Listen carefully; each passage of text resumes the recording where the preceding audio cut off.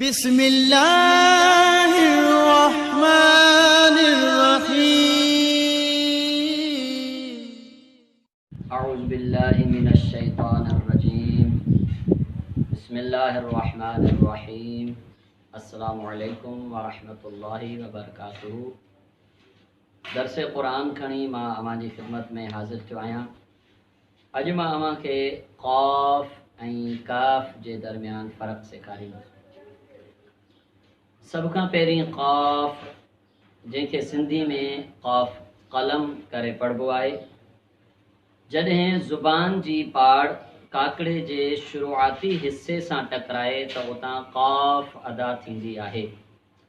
काफ़ खे अदा करण वक़्तु यादि रखणु घुरिजे त आवाज़ चिटो ऐं थुल्हो हुजे। काफ़ जी मश्क़ करण जो बहितरीन तरीक़ो हीउ आहे त सभ खां पहिरीं हमज़ो आणियो, उनखे ज़बर ज़ेर पेश टिनी हरकतुनि सां पढ़ो ऐं उनखां बाद में काफ़ आणियो, उनखे साकिन करे हमज़े सां मिलाए पढ़ो। मिसाल अक़, अक़, इक़, इक़, उक़, उक़। उनखां पोइ आहे काफ़, जंहिंसां सिंधी ऐं उर्दू में किताब लिखिबो आहे। जॾहिं ज़ुबान जी पाड़ साम्हूं वारे मथे तालुअ सां टकराए त उतां काफ़ अदा थींदी आहे। काफ़ खे अदा करण वक़्तु यादि रखणु घुरिजे त आवाज़ चिटो ऐं सन्हो हुजे। काफ़ जे मश्क़ करण जो बहितरीन तरीक़ो हीउ आहे।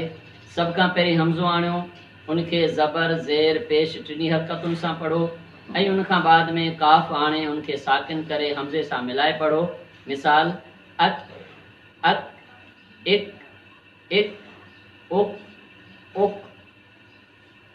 हाणे मां अवां खे क़ाफ़ जूं मिसालूं ॾींदुसि, जंहिंखे काफ़ जी आवाज़ सां पढ़णु ग़लति आहे। इहदिनस सिरातल मुस्तक़ीम, इहदिनस सिरातल मुस्तक़ीम। इनखे काफ़ जी आवाज़ सां मिसाल पढ़णु ग़लति आहे। मिसाल इहदिनस सिरातल मुस्तक़ीम, इहो पढ़णु ग़लति आहे। कुल हुवल्लाहु, कुल हुवल्लाहु।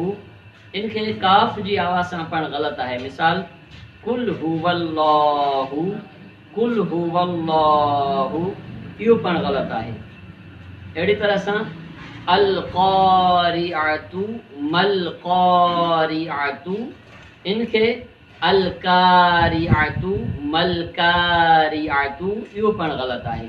हाणे मां अवां खे काफ़ जूं मिसालूं ॾींदुसि, जंहिंखे क़ाफ़ जी आवाज़ सां पढ़णु ग़लति आहे। मिसाल मालिकी, मालिकी।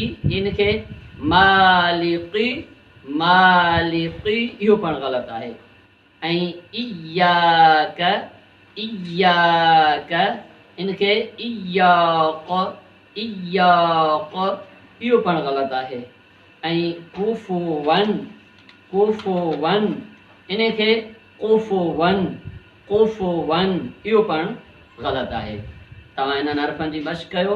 इंशाअल्लाह नए सबक़ सां गॾु वरी हाज़िर थींदासीं। ख़ुदा।